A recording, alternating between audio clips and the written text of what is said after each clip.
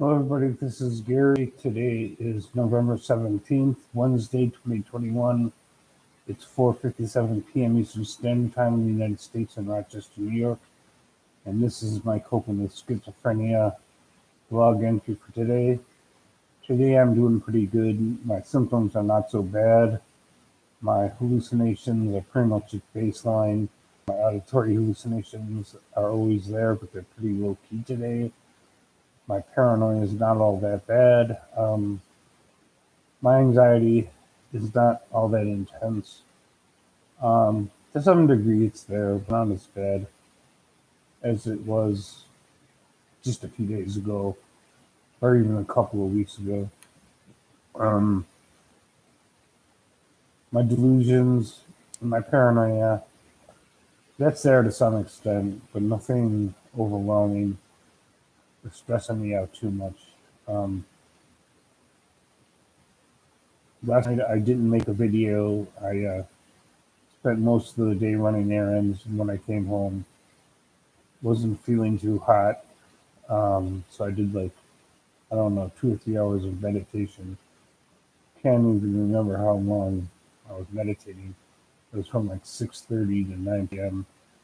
And I took my night meds and went to bed around 10 p.m. and slept pretty much through the night, which is good. I've been getting good sleep over the past 3 or 4 days. And that's important because when a person with psychosis or any disorder, anxiety, depression, whatever, doesn't sleep well, their disorder tends to get worse, which in turn gets insomnia worse. So I slept pretty well last night. I did see a cockroach last night, which kind of freaked me out. I keep bringing that up because I have a phobia of cockroaches.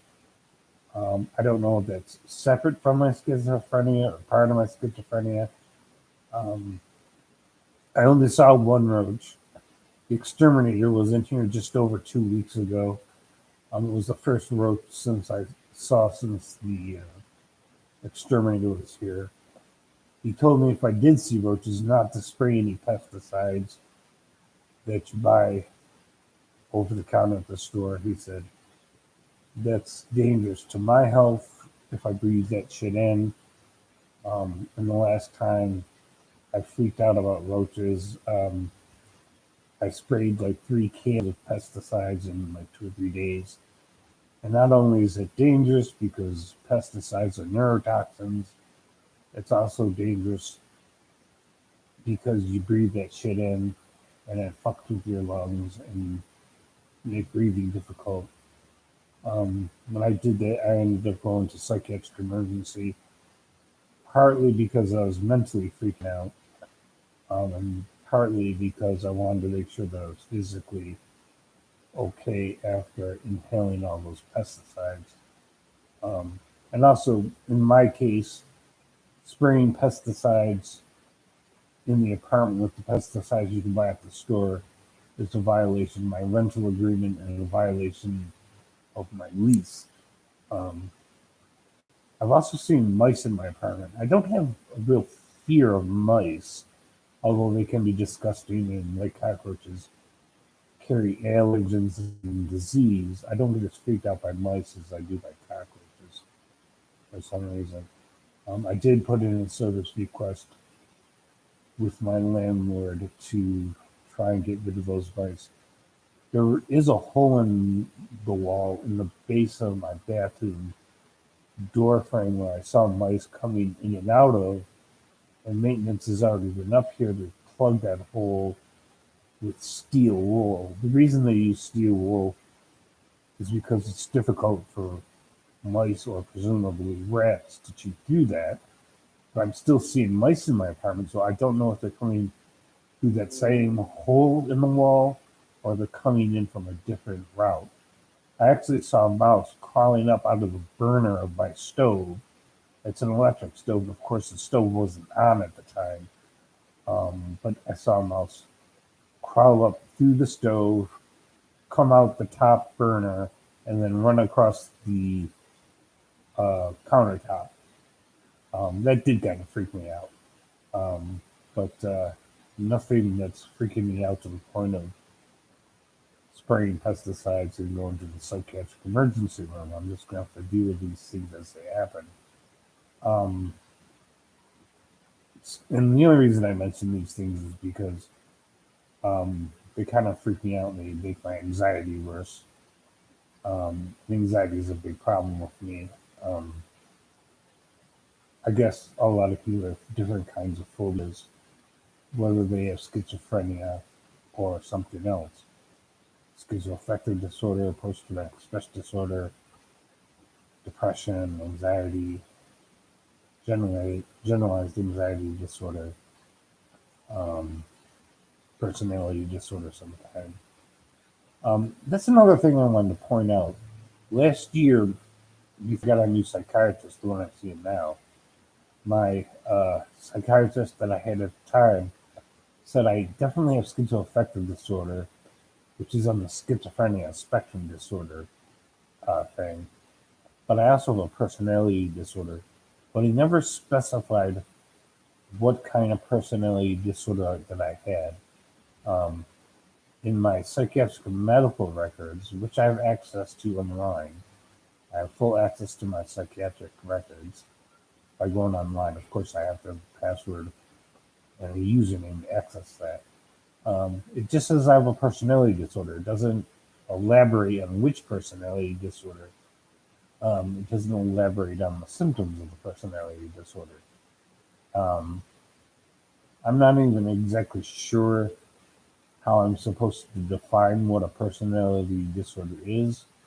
My rough understanding of a personality disorder is that it's a group of learned behaviors and thoughts and actions that are counterproductive to proper functioning in life. That's my guess from what I've read in the past. Um, there are different kinds of personality disorders. I know I've heard some of the names of personality disorders, like borderline personality disorder, antisocial personality disorder, which I don't think my psychiatrist meant that one. Narcissistic personality disorder, and there's a few others. Um, but I guess if you have a personality disorder, it's perfectly possible, according to the psychiatrist I had at the time, it's perfectly possible to have a personality disorder as well as a psychotic mental disorder. Um, I knew a little girl once, a woman, I should say, who had borderline personality disorder, along with depression and anxiety. Um, she was very, very, I don't know what the word I would use, immature, mentally unstable in the sense that she was crying all the time. She got upset real easily. She was very, for lack of a better word, hysterical a lot of the time. She had panic attacks. Her behavior was often very counterproductive.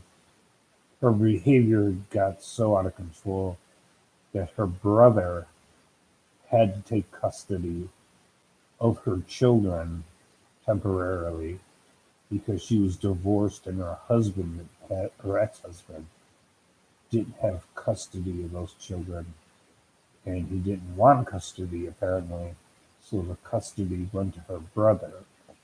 Um, so having a personality disorder doesn't preclude other disorders, and I'm not even sure how to define what a personality disorder is. Maybe I'll do a video on that after I look up and do some more research. I mean, I'm not a psychiatrist. I'm not trying to diagnose anybody.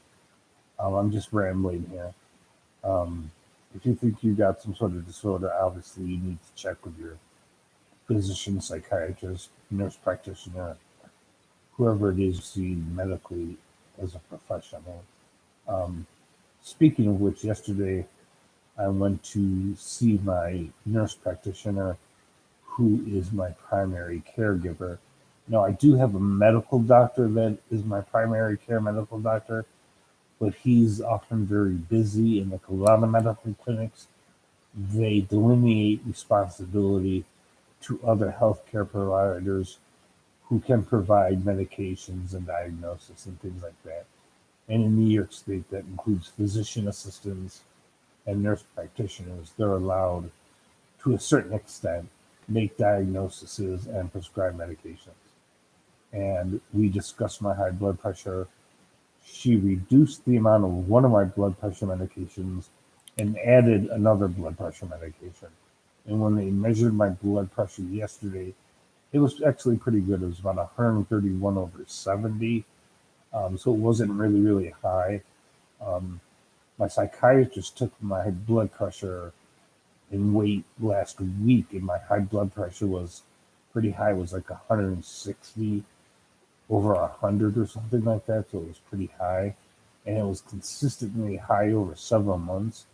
When the hospital emergency room or my psychiatrist or anybody else took my blood pressure, it was consistently higher than it should. Sorry, it was consistently higher than it should be. And so I saw my primary care nurse practitioner yesterday to discuss my high blood pressure. And also, while I was there, I also got a COVID-19 booster shot for the Pfizer vaccine. So that makes 3 vaccines I've had for COVID-19. And I also got my flu shot, which I recommend everybody doing. If they're not forced to do it, at least do it voluntarily. I've had no ill effects from COVID-19 vaccines. It hasn't done anything bad to me mentally or physically, and I get a flu shot every year. That never does anything to me either. I've never had any bad medical side effects from it or even allergic reactions to vaccines. I've had lots of vaccines in my life, and they don't do anything to hurt me. So I saw my nurse practitioner yesterday, and she also wants me to lose some weight. I'm up to 220 pounds, and I'm only 5'9" in height, 5 feet 9 inches. For those of you who live outside the United States, we don't use the metric system in the United States really at all. We go by feet and inches and pounds. So I have to exercise more, change my diet to something at least a little bit healthier, and exercise more, eat healthier, lose some weight. Because if my physical health improves, my mental health will improve. And when my mental health improves, my physical health will improve. Um, the point of that story, of course, is that if you have a psychiatric problem, you also have to keep up with your medical appointments and your medical situation. I have a couple of different medical problems: high blood pressure, acid reflux. I get a lot of constipation from my psychiatric meds, which is a side effect, which I have to take laxatives every day because of that. So I guess that's a medical medication. I also take Zofran for nausea and vomiting, which tends to come when I get really, really anxious and I start pacing. Zofran is something they've also given me at the psychiatric emergency room along with Ativan when I had panic attacks and I started vomiting. The Ativan was for the anxiety, and the Zofran was for the vomiting from the anxiety. Um, I'm not sure how much my stomach problems, my digestive problems are related to stress or my mental illness. It's really hard to say. Digestive problems seem to run in my family.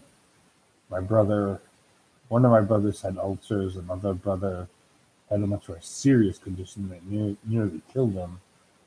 He had Crohn's disease, which is when the digestive tract, the intestines, don't absorb any food or nutrition, and you start to lose weight, and you could literally starve to death.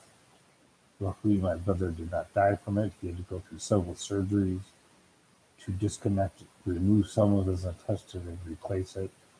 Um, he's still alive, and this was years ago, like 30, 40 years ago. So digestive problems can be genetic, I guess. They tend to run in my family. The same way mental illness seems to run genetically in my family. Some of my brothers and sisters have suffered from depression, anxiety. My sister committed suicide. My mother was an alcoholic and a schizophrenic. She died when I was 8. And of course, I have schizoaffective disorder, schizophrenia. So I'm pretty sure that's genetic and runs in my family as well. Although there's also a lot of stress and trauma that I experienced in my life that may have made my symptoms even worse, like my paranoia, my anxiety, my depression, and even my hallucinations. Um, if those things are genetic, trauma only makes it worse. I'm not saying I have PTSD. Nobody has ever diagnosed me with PTSD.